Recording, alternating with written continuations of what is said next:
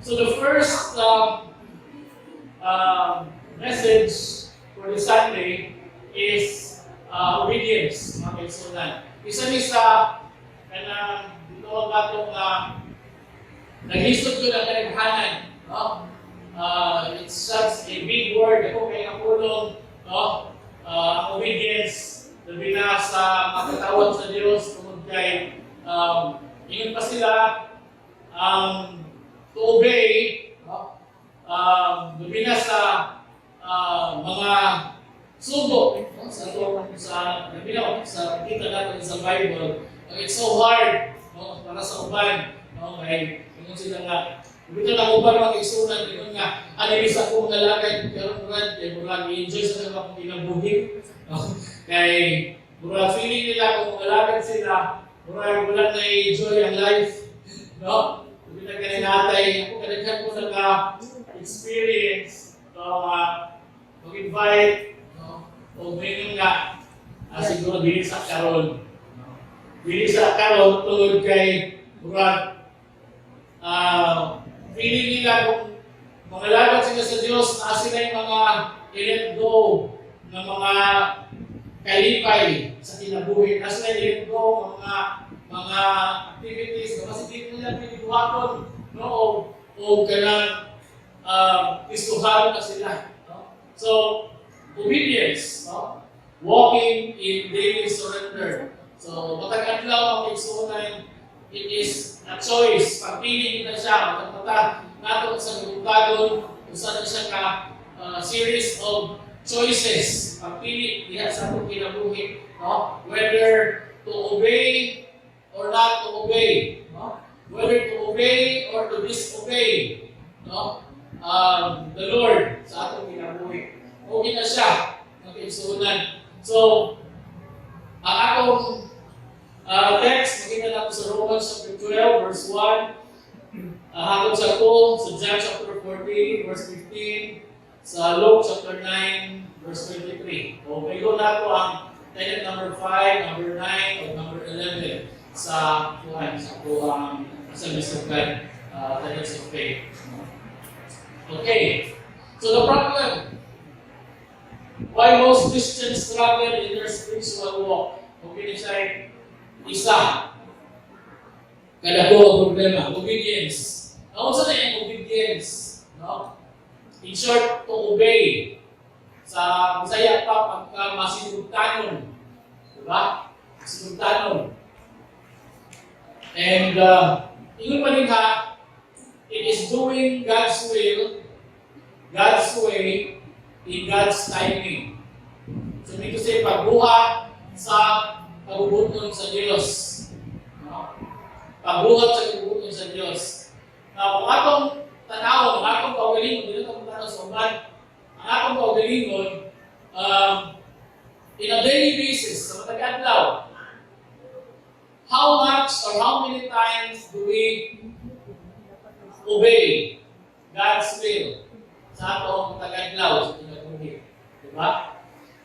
Do we do God's will? Sometimes we do, and most of the times, we may gusto naman. Ilan yung buhat ang kabubuton sa Diyos. Pero usahay, on their own terms. Hindi ko say, sa akin pa ba, Lord? Hindi mo na, bawal, hindi pwede, pero ka na, o hindi pwede, pero sa akong pamaagi. Hindi ko say, hindi sa pamaagi sa Diyos, hindi sa iyong pamaagi. So, matawag pa ba natin ng obedience, magkaigsunan? Kung imong tinuod, imong i-obey ang Ginoo, but then, ang imong kaugalingon na pamaagi ang imong gibuhat. Obedience mo ba na? Sa akong definition, dili na yun. Because obedience is doing God's way, and God's will, God's way. Hindi pamaagi sa Diyos. Kung sa may pamaagi sa Diyos, mo ito'y atong angay nga buhaton. Dili ang atong pamaagi. So, usahay po, pamaagi, ibuhat nato ang kabubuton sa Diyos, no? Sa pamaagi sa Diyos, pero ninyo pala ayaw sa karon. Di ba man ang usahay? Yes, Lord, willing ko anak, pero not now. Siguro 3 years from now, ako na i-answer mo ang call, Lord. No? So it's not God's timing anymore. No? Okay? Puro lang ang condition. God's will, God's way, and God's time. No? So, yung kita, hindi mo na Ginoo nga, karoon buhat ka, sabihin ka na, really, ubat na lang. No? So, bawaagi sa Ginoo, no? Kabubuton sa Ginoo, pero ang panahon, imo, magitakda. So, it's still not obedience. Kung nakakarabit tayo lahat ng igsoon na, because if I thought we are very obedient. No? We are very obedient to God, to His words. Pero, wala kayo totally obey because ang pamaagi, ang panahon, i-compromise na ito. Yung pa sila, partial obedience is disobedience. No? So, kung nagihapang istoryahan, mag-igsunan, kung partially musunod ka, ituman ka, pero actually, in short, it is still disobedience. Muna nga, makasabot ka, makasabot ka sa mga katauhan na paano yung struggle. Muna nga sa survey, mobili ng struggle. No? Obedience. No? Kaya, not on a daily basis, no? Ano bang maka-obey ka? And obedience, alam mo kung kapigat ka, kabala ka mag-exunan, wala man ka i-obligar sa Ginoo to obey 100% kay namatas kalibutan, and this is a fallen world. Obedience is progressive, magpod. No? Meaning to say, progressive. Dili dahil tanan, kaya na itong i-obey. So, sa pagsugod sa ako ang paglakaw niya sa Diyos, hinay-hinay, no? na ay mga buluhaton, mga mando, na ako ang ginatuman. No? Pero di pa na ito matuman kaya ang tanan. Pero wabot ng panahon nga sa atong pagtubo, no? Sa atong Christian growth, no? And development, ang pagsugod o pag-obey, dali na lang. Kuna nga, sa inanay mo sa mga progressive siya, wala din expect sa Ginoo nga, ay, di mo halay, kaya ang i-obey. No? Wala yung anak. No? Pumili sa ilalay, no? As we grow in faith, no? As we grow and mature in faith, atong ma-obey, atong matuman ang mamamando, no? Sa Diyos. So, how, ang problema, ang usahan na ito, at we can obey, number one point na ito is call to surrender. No? We cannot obey kung hindi natin i-surrender ang atong kaugalingon nato sa Diyos. No? Kung kita lang ihapon ang hari sa atong kinabuhi, no? Hindi kita mag-obey. Ano man? Kita man ang king. No? Kung ito na nga, the time we surrender our lives to God, sa diha ako ng gihimong Diyos, no? Si Ginoong Hesus, sa atong kinabuhi, ang hari sa atong kinabuhi, dili na kita. Diba? We ask the Holy Spirit resides in our heart. Wala siya, ang Banal Espiritu Santo, nag-greenwood na. No? Sa trono, sa atong kasing-kasing, kung ikaw na nga, daghan ka gusto buhaton, sa una nga, naanan daghan buhaton, sa dihang, si Diyos na si Kristo na yung mga bago, kayo na kakawin brad, hindi na nakalibuhaton. No? Because you abide by the will of the Holy Spirit. No? So, kinahanglan din ang pag-surrender. Kung ako ang versikulo, makita natin niya sa Romans 12, verse 1 to 2. No? Wala akong reader, no? So, ingon din ha, therefore, I urge you, brothers and sisters, in view of God's mercy, to offer your bodies as a living sacrifice, holy and pleasing to God.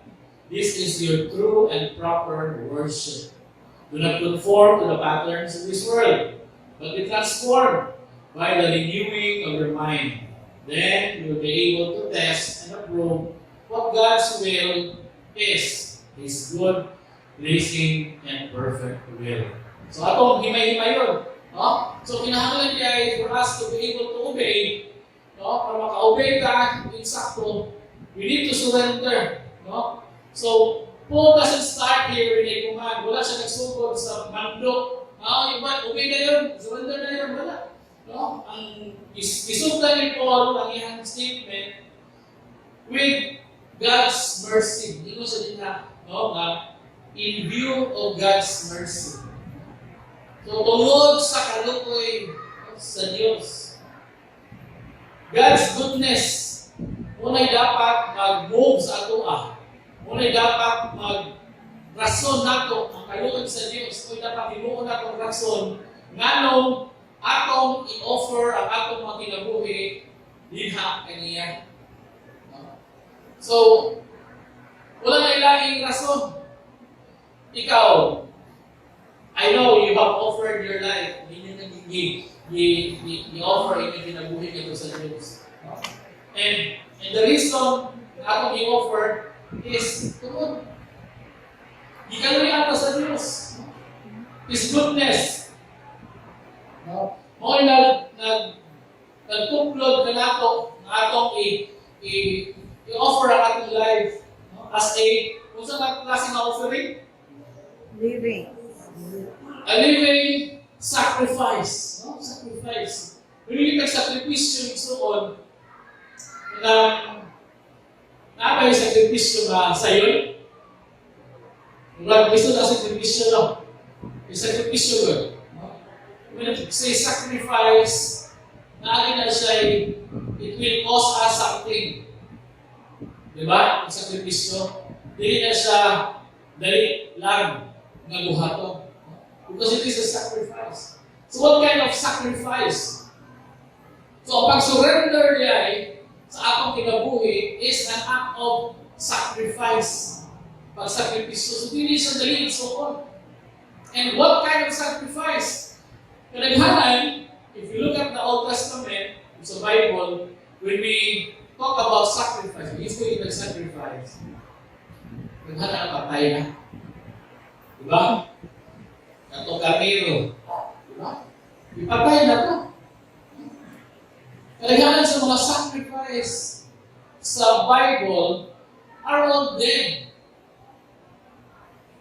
Pero ikaw, ino na ginawa sa imuha, you sacrifice.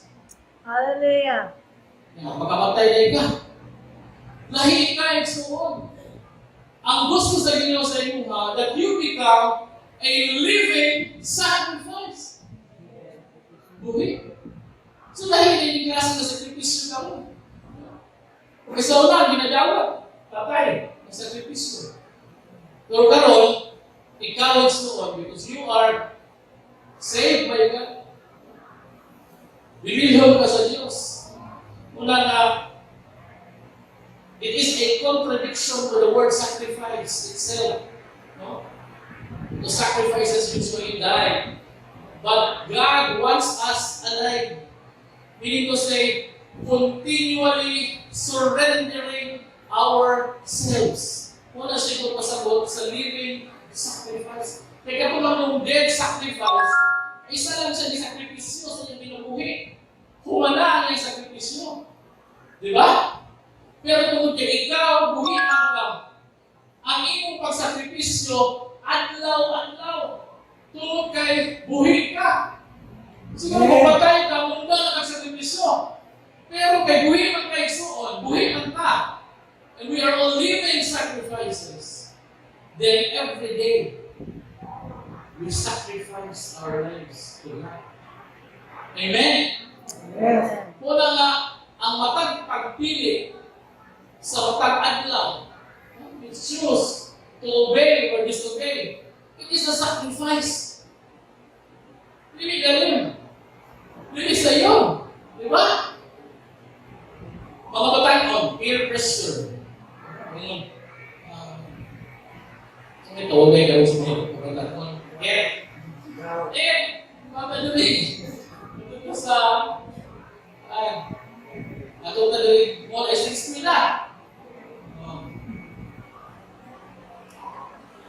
To obey or to disobey? Listen. Listen. Sa mga amahan, siksik kayo ng silingan. Diba? Sige, pabantang. Oo. Sakripisyo na. Amen.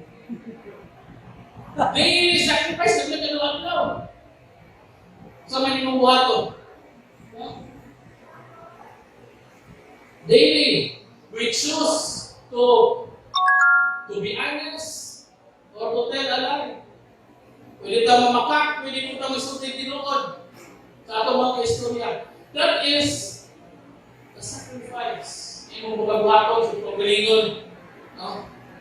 Adlaw-adlaw. Hindi nun pa din natin, kung basahon, padayon, do not conform. Kung ituduan na ka, ayaw nag-conform to the patterns of this world. Kung may pattern na yung kalimutan. Kung sa'y kanaghanang ginabuhat, ayaw nagsunod anak. Kung sa ituso, ayaw sunod. Kung na siya, do not conform to the patterns of this world, but be transformed. Usbangin mo pang huna-huna. Usbangin mo pang huna-huna. So, pinaani ni we are able to obey, and we are able to become pleasing diha. Atubangan sa Ginoo. Mahimutan ta sa Ginoo, mahimutan ta niya, no? So, malipay ang Diyos sa atong mga kinabuhi. So that is number 1. To surrender your lives. Number 2, obedience is expression of love. Kung paminaw, tanaw mo o kuan, Mario's life ang nagsumunod. Pero hindi kinakabalik-balik ko. Kani the acid test of love is always obedience. Kani hugma magigsunan. Dali na ka-English siya isulti. Makuta na kung kinsay na higugma din sa Diyos. Tanaan, hindi mo nipin. Pero ito sa John 14:15, if you love me, keep my commandments. Wala yung iimin dito na pita, no? Love ka, Lord. Buhata. Silent. So, ang paghigugma sa Diyos, ano na yung kaakibat na pag-obedience. To keep the commandments of God. No? So, by so 1 John 5:3. This is love for God. Ano yung higugma para sa Diyos? To obey His commands. Ano yung higugma para sa Diyos? So, if kung naka-spelling para sa Ginoo, ang love para sa iya is obey. For God, love is spelled O-B-E-Y. Obey. And His commands are not burdensome. Kung sa daw, ang iyong mga sugo, hindi mo gaan. Pero sa upa lang yung isun mo, buat manron. Paminaw na po, hindi kaya. Sa daghay. Pero ang kapatuoran, napulong sa Ginoo ang iyang mga mando, dili it is not burdensome. No? Wala ka,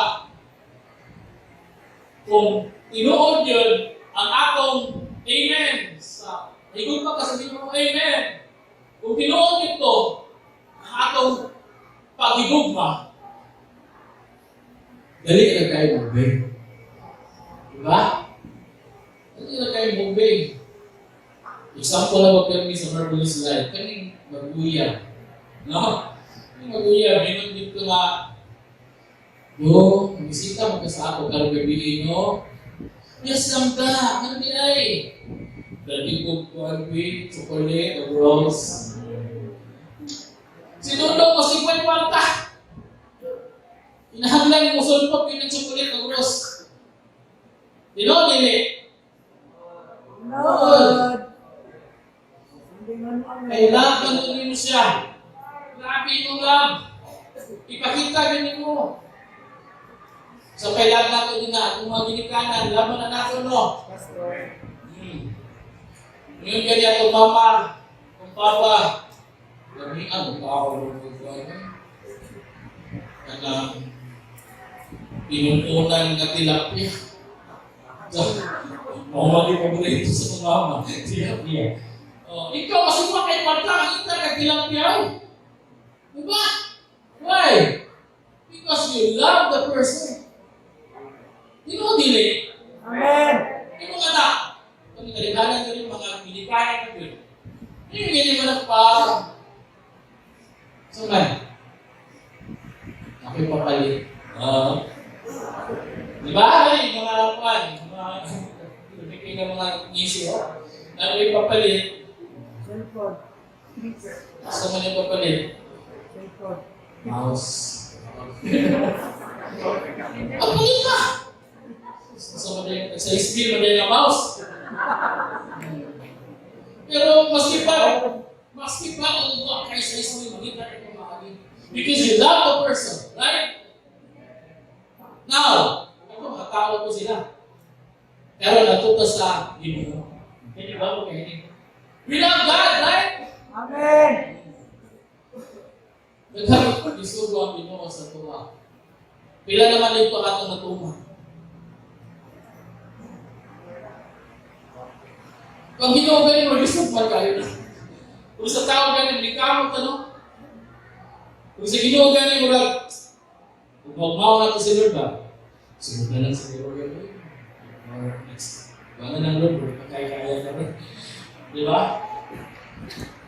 Pero ningon na po sa Ginoo, if you love me, you keep my commandments. Number 3, hindi natin kayo nagigigayan ng pagsasabi Magyutin tagmayang ka na. Number 3, mga kiksunan. How do you obey? Deny yourself. Take up your cross. Follow me. Ano yung sa Ginoo mo? Para ma-obey yun nato siya, yung pagina sa Lucas 9:23, whoever wants to be my disciple must deny themselves and take up their cross daily and follow me. Amen. Ito mga adlaw-adlaw. Adlaw-adlaw sa struggle. Adlaw-adlaw po is a great opportunity o sa kadako nga pribilehiyo o oportunidad na imong ipakita ang imong gugma sa Diyos. Seize the moment. Kaya magkakadlaw mo na oportunidad na akong i-prove sa Ginoo na higugma ko niya. Then, obey God. Because following God is not a 1 week or once in a lifetime decision. Katong ako siyang dawat, isip akong manluluwas, muna ko siya. Hindi na hinanong, it's a daily surrender. Matag-adlaw. So, sa itong pinagbuhi, there are areas sa itong pinagbuhi namin. So, wala pa na ako na-surrender. Siguro ako ba na-surrender na natin sa Ginoo? Praise God for that. No? Pero nakapagit na areas sa atong mga kinabuhi na medyo wala pag-ibay nato, ma-surrender. So, muna ako mga decision sa kinabuhi nag-reflect of how we trust God. Muna denying ourselves is sometimes, kung siya yung mga rason, gano'ng makapadayo ang pinaghanan. Kaya hindi nila mag-deny ang ilang kaugalingon, ang ilang mga gusto sa kinabuhi. Dahil kaya sila mga tawag mga damgo, mga gilid, mga ambition sila kinabuhi na nagtanaw sila kasi mahimong kaagaw na po si Lord. No? Sa ako ang mga dagko, madamgo. So siguro, kunya ka lang kung nalagay o kanang kukuha na, kunya na kung nalagay siguro o mulaton ako or kung makuha na ako din akong gusto. And then mga lagay ko sa Ginoo. Because they are afraid that basig dili nila makabot ang ilang mga pangarap. Because they cannot deny themselves. Nato ma-deny atong mga kaugalingon sa mga gusto nato. Dili nato kaya pasanon ang atoang mga cross sa kinabuhi. We are carrying different crosses. The laing cross sa katong ipasan ng isip siguro yung cross diha. Kami nakatapad. Ito. Laing itong mga cross sa kinabuhi. No? So, sa kaya nato kaya na i-take out ang cross. So, to be able to obey the Lord, deny yourself. Take up your cross and follow Jesus. No? Okay ba dito mag-exonan? Amen! Ano kayo ito, no? Dugat-dugat kayo siya, no? Kay, katulad ng survey, number 1, magiging obedience. Ngayon pa, bitaw. Kay personally, hindi man bitanan. Perfect na to. Huwag kayo minaginom, inanindog na medyo sa pulpito na ako na-check tanan niya ang access. Wala. We are also struggling mag-exonan. No? But ang importante, padayon na ba? Adlaw-adlaw ba? No? Adlaw-adlaw, when we offer ourselves to God. So number 4, what keeps us from obedience? So pamunta na lang ako sa diay. Nga ano mag yun? No? Nga dili man yun ta maka-obey. This man meant for us to obey. That's the real. No? Kung hindi siya always dali. Number 1 daw is FOMO. Saan ang FOMO? Diba? FOMO. Kaya mga dilid niya, mga kuwagal, mga bagong sipon, kagalo sila sa FOMO. Fear of missing out. No? Reading God's way might make us miss life's best. Yung mga sila na live your life to the fullest. YOLO. YOLO. Saan ang YOLO gani? You only live once.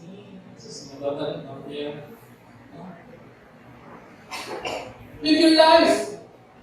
Kung hindi mo sila gani, pangalaga, bro, dili na kayo, dili na kayo ma-achieve ang YOLO. O mangalagad ko. Diba? Number 2, pride. Ano mo obey man ko nga? Pride man ko.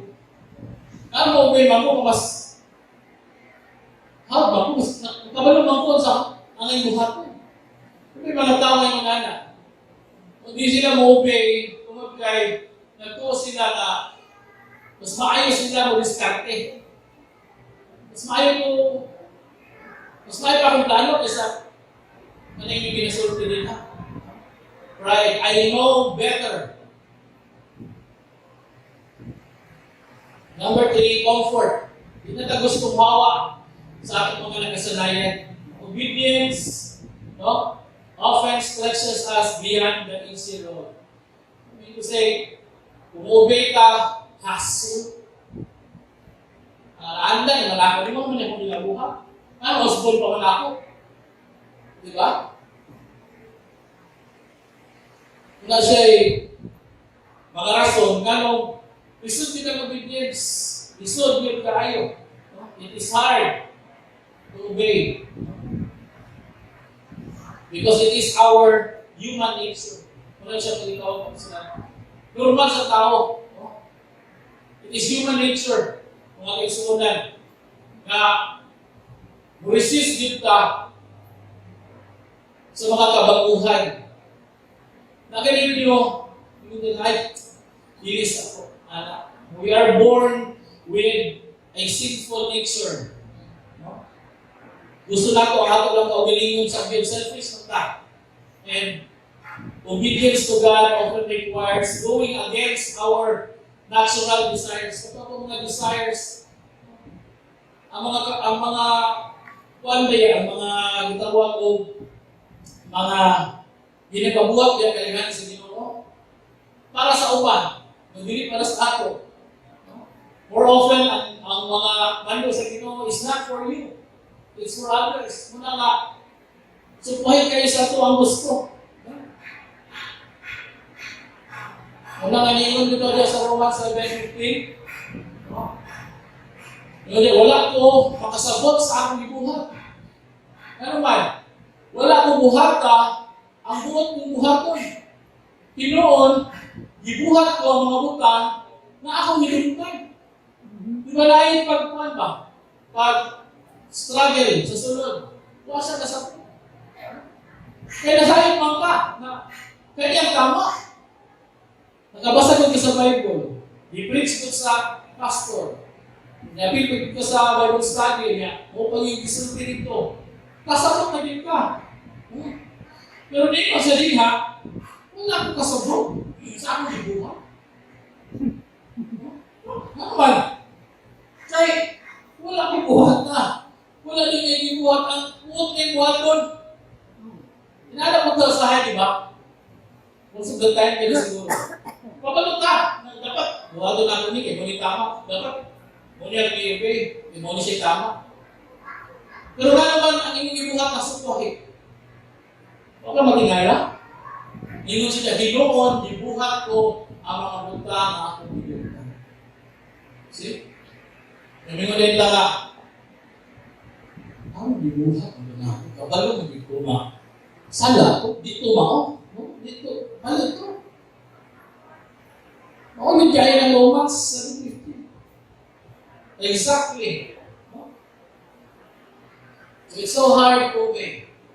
And the world, ang kalibutan, kung tanaw karon, mag-encourage sa ito the opposite. Follow your heart. Ano yung kalibutan? Diba? Follow your dreams. Fly down. Ano kaya kalibutan sa ito Diba? Yung nga ang ating butay. Because what the world encourages. Then, in obedience requires trust. Kung sa kada kong rason, anong hindi ka maka-obey is because we don't trust the Lord. Admit it. Ako na lang ang, wala kita ni salit 100% sa Ginoo. Kaya kung musalit ka 100% sa Ginoo, no questions asked. Diba? Ngayon ganyan Ginoo nga, anak, ato dito kay patawag ka na magwala ka dito ng gabi mo.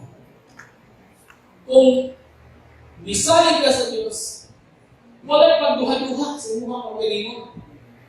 It just so happened na kinaghanan sa ato wala pagid kaayo na kasinati sa pagka-trustworthy sa Ginoo. Wala pagid nato nasulayan ang iyang pagka-matinud-anon sa atong kinabuhi. Wala nga magduha-duha ta. Ngayon ganyan Ginoo nga buhatan ni murag ngayon nagkab. Kaya ka na ako? Kung saan ako na nagbabankrupt ko, asa ko puniton. Diba? So, naakay mga agam-agam. Pero ni atong mga tao nga nasulayan na ang Ginoo. Trust. Kung ano nila, kumbaga, nanay track record ang Ginoo sa ilaha nga wag yun sila di pasagdan. Wag yun sila gipakya sa Dios. Kaya yung mga tawhana o subuon sa Ginoo wala pagduha-duha. Hutuman ni naman.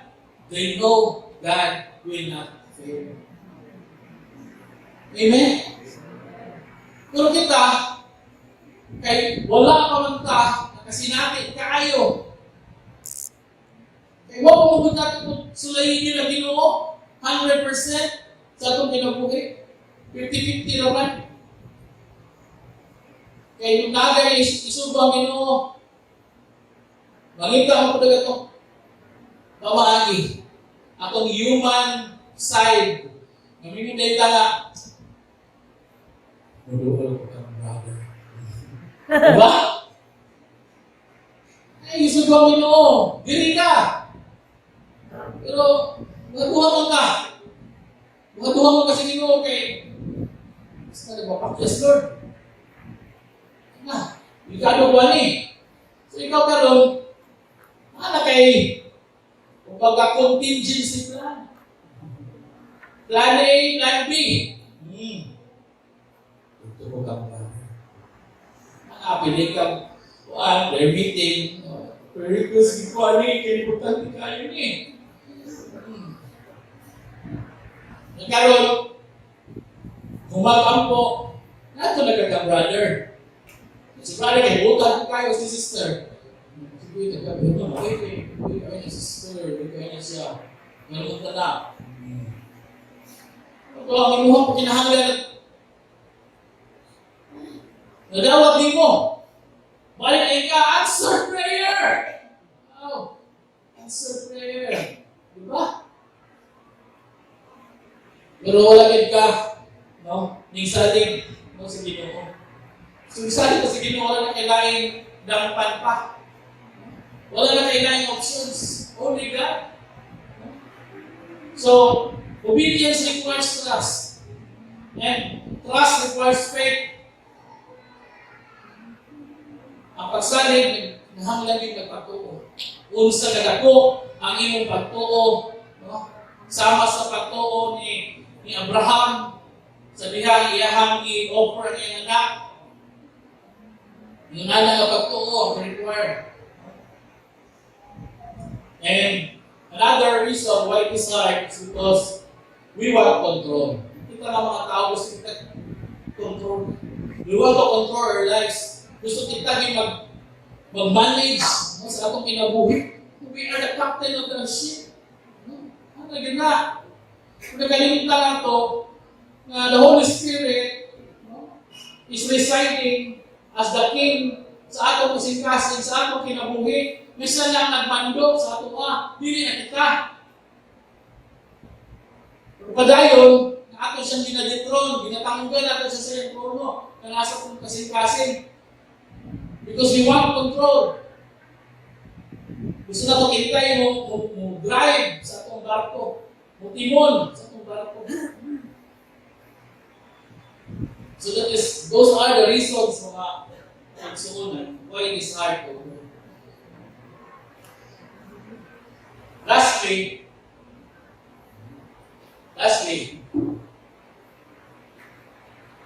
ang pag-obey ay tawag na ito ng kaakibat ng Panginoon. Amen. The blessing of obedience. Amen. You know sa James 1:25, not forgetting what they have heard. Tapos na ako, wala na itong makalimti, ang akong manalungog sa wali, sa Bible study, sa mga preaching. Wala na ito not forgetting what we have heard, but doing it, akong ibuhat. Nung balin they will be blessed with what they do. Panalanginan sila sa ilang gibuhat. So, every time we obey the Lord, there is always blessing. Yes. Every time na himo ka mas lugtalon sa kabubukon sa Dios, aduna dayoy panalangin. Expect blessings while you obey the Lord. Amen? Kung sa isos ka Isaiah 1:19. Nga pala, if you are willing and obedient, you will eat the good of the land. Yes. Insa daw makahimulos, those who are willing and obedient. Hindi na ako magulos dahil ng ating magpinag ko ang topic ko. If you are willing, so, obedient ka din pa. See how important, ang importante ang obedience para sa Diyos. Importante kayo. Amen. Pero duha mo na siya kaklase din, duha mo na siya kaganang importante ang buhaton, willingness and obedience. Ako ba obedient man? Yes Lord, yes Lord. Buhaton na kami. Pero sa diyan di buhat, ang simod, masabitan o kaliro. Ano ganyan gusto ko sa mama? hugas na eh. Lagi, hugas ko. Hugas lagi, pero simon pa. Sabi ka dito, kontra gusto. Di obey. Oy, obedient. Obedient, oy, nahurot ko ano eh. Nahurot ko. Hugas. Puro. Amen. Pero, ang sigod lagi.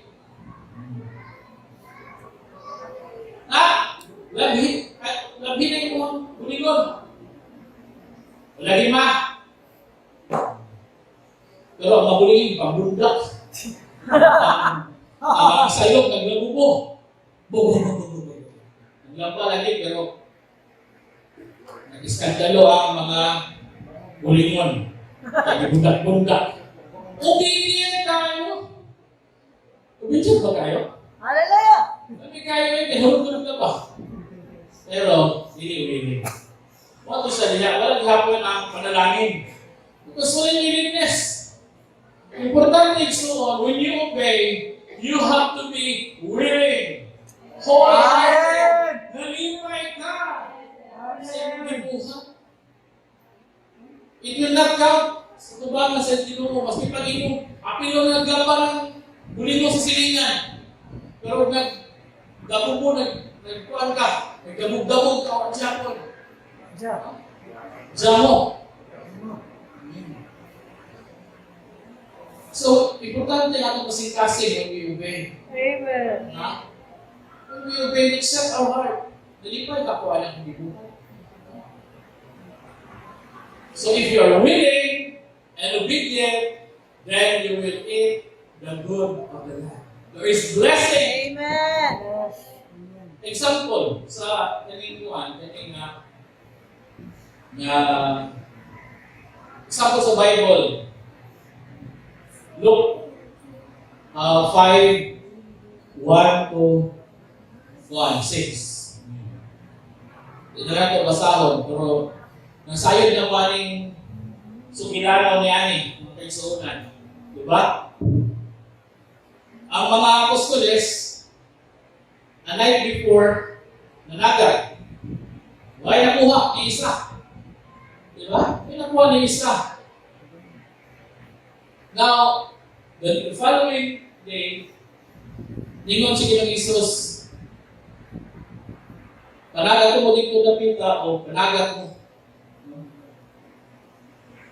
Kanya, ningon ang apostle na, Lord, kanang ibuok gabi dyan dito ba? Last night.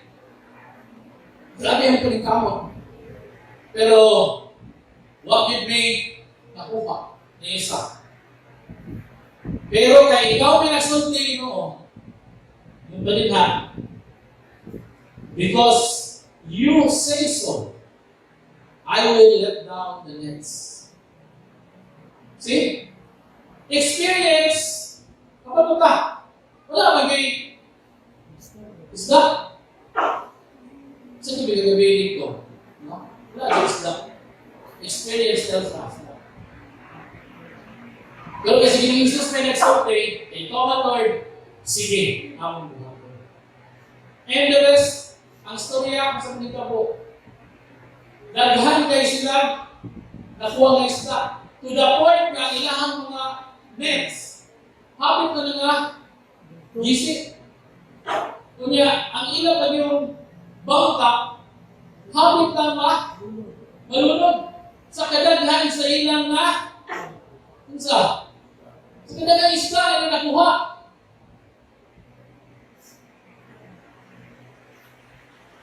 Sino pasagot ang terms of obedience? Every time we obey the Lord, there is blessing.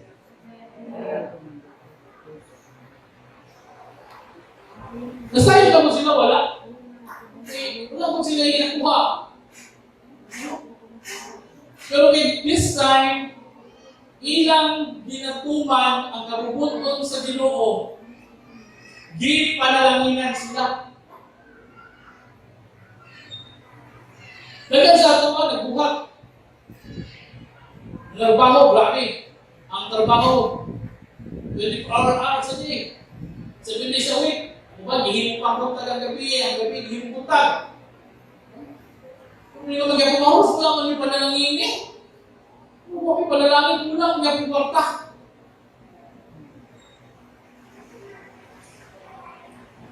Ako yung ba din ha, kaminihin mo lang siguro, or maninda lang ako buwan. Pero sila adlaw-adlaw sa kinabuhi, nagkatumang sa kabubuton sa Ginoo. Makapalit sila gusto. Amen. Grabe yung kinagaya.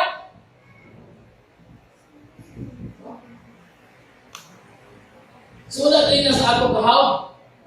Wala na sa atong profesyon, maski pa siguro general ka, manager ka. Wala na sa iyong posisyon. Ang panalangin, ang Ginoo ang naghahatag. Amen. Mas kung maningkamot na niya sa iyong trabaho, kasi mong pasiksik kasi namo. Promotion belongs to God. Amen. God is from God. Diba? Nag-remember na ko ang usa ka general na katulad ni Sinaaman. Diba katong siya leprosy mo tayo sakit? O leprosy. Na gusto niya mapatambal ka ang prophet Elisha siguro. Niya to siya dito kaya gusto niya maayos siya sa iyahang sakit na leprosy. Pero siya magabuti kung wala siya kitubang ni sa propeta. Ingat lang tayo sulutuan ka. Ato ka dito sa Jordan River. Tusok ni mo pagawin ng 7 times. Maayo ka. No? Kung nasuko siya, hindi pwede. Kaya gusto din niya na natin yung ayaw ang propeta sa iyahan. Sa ulit na lang ko, anak lang. Pero nihangyo ang konsultuhan ka, sulayin ba si Dieg? Wala may mawala sa imo kung ibong sulayan. Just okay. Kung tuon man, si katong general, sinaaman, ni-obey siya para maayo niya ang kusod. Sa una niya kusod, wala. So kung siya kailo kay pag-snorkel ka dito sa Jordan River, yung pinag-Jordan River, sa mga pinakahugaw sapa sa unang panahon. Actually, hindi na siya sapa kung lapo. Hindi na pinag-ibaptize si Jesus, no? Nga dito ka, pag-ublubog ka kayo, ikapito. Diba? 7 times, ikaduha mo naman ni hapon. Gusto ko hindi kayo pa. Sige, palayan ka, kay pito magkaya. Sige, ikaw murag. Grabe na kasapok. Pero sa din ikapito, paghawas niya, i-describe sa Bible ang iyang panit, mura nagsama sa panit sa bata na bagong katao. Amen. There is healing. Asa ang naging ka ng healing? Sa daga, sa sapa? Obedient. Sa sapa maging ka ng ang healing? Wala asa naging ka ng healing? Obedient. Sa obedience. When every time we obey, you expect God to bless you. Ang exciting kayo ang kinabuhin natin sa una. Amen. Sa matag-adlaw, every time we obey the Lord. Because we expect blessings sa matag-adlaw. Pero sa matag-adlaw, ako galing i-disobey ang Ginoo, hindi pa din blessings. Consequences ng hatong ulong. Pagod. Kung ako pa, tingalang ka ako. Ingunaan na ang kinabuhi. Ako. Nalingkamot pa ako. Nasimba pa ako. The question is, how obedient are you?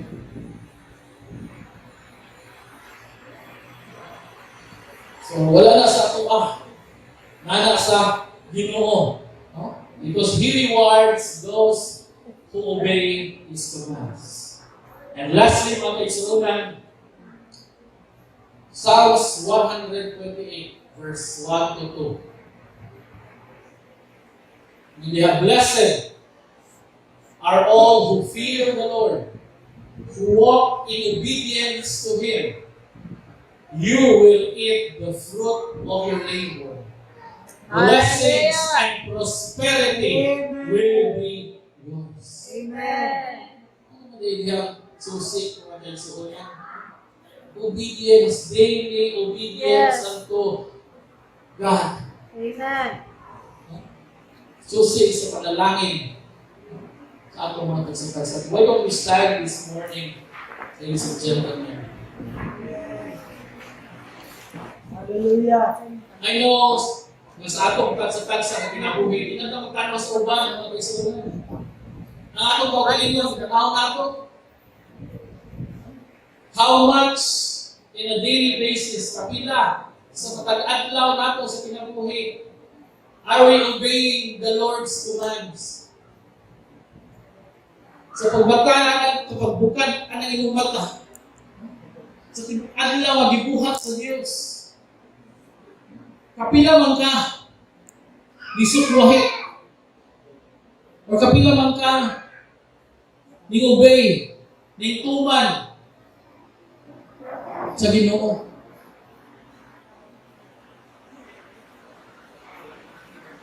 And hearing all of this, na nadungog natin ni karon, tanan mo kay suunan. Ang mensahe sa Diyos kanato. Sabi ang ato ning pamalagdungan. Magayong dinha. Blessed are you, you who fear the Lord, you who walk in obedience to Him, because you will eat the fruit of your labor. Meaning to sila yung bang nga, they are not eating the fruit of their labor. Nag-labor sila, but then they are not enjoying. Wala nila na-enjoy ang bunga sa ilang gihabuan because of their constant disobedience na to sa Ginoo. Ladies and gentlemen, brothers and sisters in Christ, himuon nato ang magag-adlaw sa atong kinabuhi. Is it an opportunity to obey the Lord?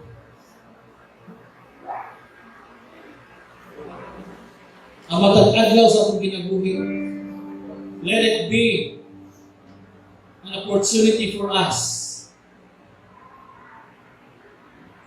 Panahon nato may pakita sa Diyos ang atong pagkamasinugtanon diha kaniya. And when we do that, the Word of God says, ang pulong sa Ginoo nagaingon, expect blessings from God. Expect ang panalangin diha sa inyong kinabuhi.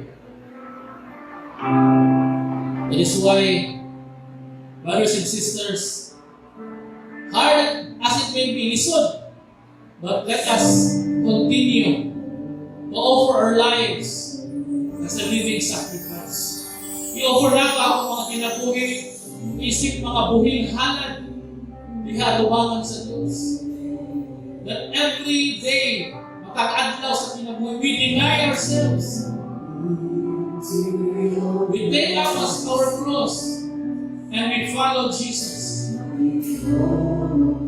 Lisod mga kaigsuonan? Siguro lisod? But try. Try. Sulay ang Diyos. Sulay ang Diyos sa mong kinabuhi. Kung makita niyo kung unsa siya kang matinud-anon. Kung unsa siya kang matinud-anon